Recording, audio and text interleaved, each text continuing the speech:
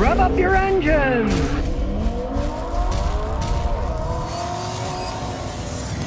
Mark Prasad says, seriously, how can someone downvote a broadcast that hasn't taken place? As we say in England, there's nought as queer as folk. Yeah, that's right. You know, I got enemies. People are jealous of me. So some of these guys that do other car stuff, hey, as soon as I put something on, they start voting it down. I can put up a video, and within 5 seconds, it has down votes. They just deliberately do it. There are just some crazy people out there in the world. But luckily, there's a lot more sane people than insane people. I got 920 million views in my YouTube video so far. Probably in another 2-3 months, I'll reach 1 billion views. So most of those people, they must be happy to get that many people to watch my videos. So, you know, look at the bright side. Don't look at the lunatics who are either jealous or they're competing against me and they want to get my things voted down.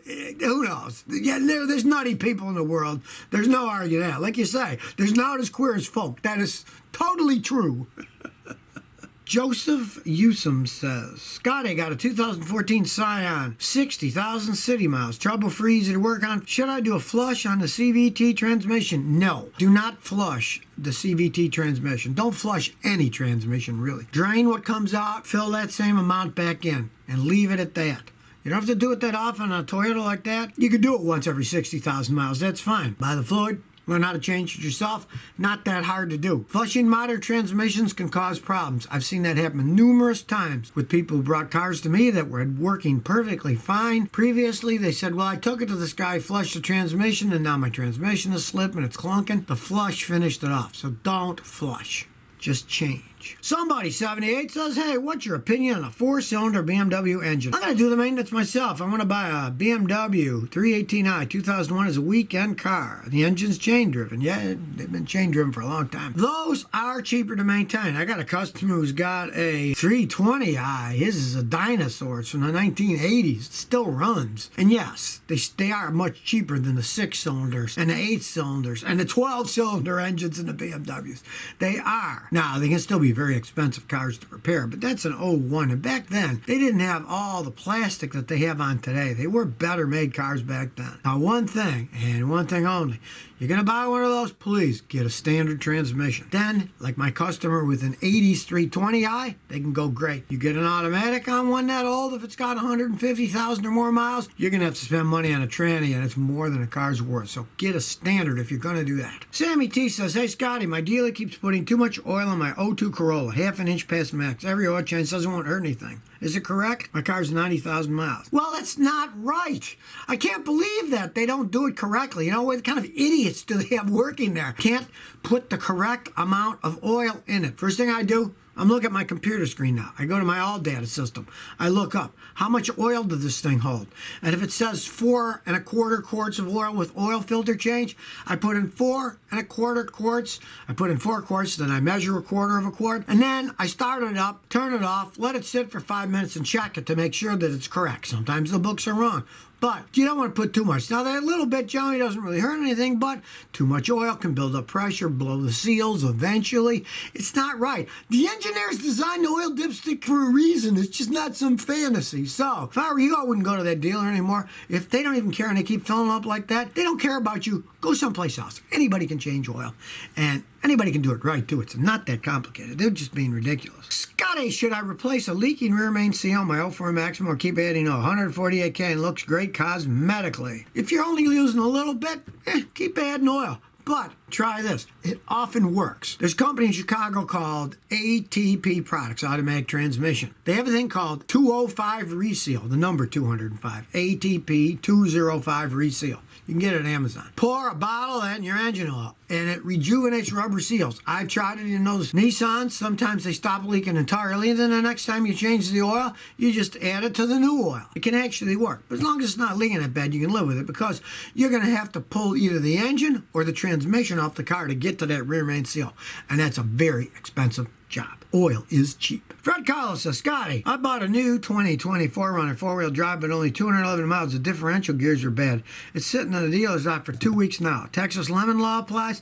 All right. Thing about lemon law is they have diluted that thing so much. Absolutely diluted it. When Bush was president, gutted a lot of the lemon laws. And before that, I had customers that had lemon cars. The lemon cars, they bought them back. Now, they either give them nothing or sometimes they give them $2,000 or $3,000. You can check under the lemon law, but I doubt, especially if they repair it, they have the right to repair it. It's not going to fix anything. Ben R says, I got a 95 Firebird formula. It accelerates fast from a stop, and once I cruise, it accelerates slowly, 40 to 60 or higher. What could it be? Change your fuel filter. Fuel filters don't cost much money. Change the fuel. Could be clogged up, right? That's not the case. Pressure test the fuel pump. Could be the fuel pump's weak. Now, past that, it gets complicated. A clogged up catalytic converter could do that. Weak fuel injectors could do that.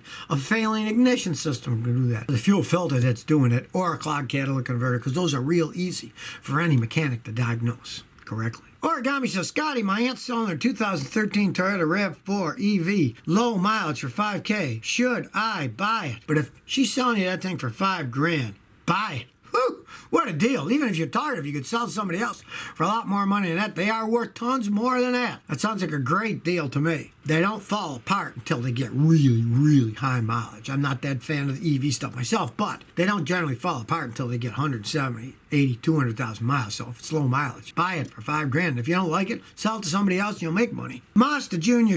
says Acura MDX or Lexus RX 350. I would say, if you like smooth rides, a vehicle that's going to last basically forever, and you really want a nice SUV, get the Lexus RS 350. I was just working on one. 179,000 miles. Ran like a new car. If you're a maniac driver and you really like cornering fast and gigantic acceleration, get the Acura MDX. It won't last as long, but handle better for cornering, and they're faster. Now, they don't ride as well. So if you're looking for a cushier ride, get the Lexus. The Acura's for people who want more of a racy SUV that corners really well and is zippier, but they won't last as long and they won't ride as smooth either. Realize that. Brian Brown says, do you recommend slotted and drilled rotors? Do they really help? Slotted and drilled brake rotors are there from a racing design. When you're driving in a race, you step on a gas, and then when you got to slow down, you hit the brake. You step on a gas, you hit the brake. You know, unless it's NASCAR, and then they're just going around in a circle. They really don't mess with their brakes. They just put the pedal to the metal, go as fast as they can, as long as they can. Normal races, you just go faster, slower. You gear, you slam the brakes on, you take the brakes off. They're continually being used to their max. So they got to make them so they dissipate heat faster than normal. Drilled and slotted rotors dissipate heat faster, and so they won't fade. In a race car, if it had normal rotors, after a few applications at high speeds, they get red hot and they start to fade and they wouldn't work right. So they have drilled slotted rotors.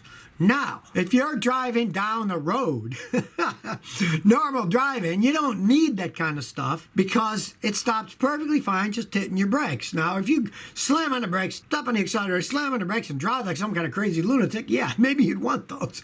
But the other downside is they're noisy. Now, the race car drivers, they don't care if their brakes are noisy. They put new ones on after every race. You're going to find, as those things age and wear, they make noise. They clicky, clunky. They hum. They make all kinds of sound because they got all those holes the pads are squeezing on. They are noisier as they age. So if you don't like noise, you wouldn't want to do it either. It's basically overkill for normal street driving. Wiltron says, Scotty, is it worth getting an extended warranty on a 3-year-old low-mileage car? Well, depends on the car, of course. I mean, if it was a Toyota, you're throwing your money away. I got a video you might watch it, why extended warranties are a scam. Many cases they are. An extended warranty is an insurance policy that you're buying. It's backed by an insurance company. Something goes wrong, is it covered? The insurance company is the one who makes the decision. And I have had so many customers of my own have these warranties come into me. I see something's wrong, and I say, okay, here's what's wrong. They call up the insurance company, and they say, that's not covered. Or they'll say something like, the guy's engine blew, and it said, oh, well, he overheated the engine, and so our warranty isn't any good for that because he didn't take care of the cooling system. They have so many excuses. It's an insurance policy you're buying, you know, and you can't trust those guys as far as you can throw them. And especially car warranty insurance companies. There's so many of them out there. I had a customer last year, brought in her car. I call up the 1-800 number. I get, this is not a working number. She paid $900. The company went out of business. So personally, I think they're not worth the paper they're printed on half the time. So if you never want to miss another one of my new car repair videos, remember to ring that bell.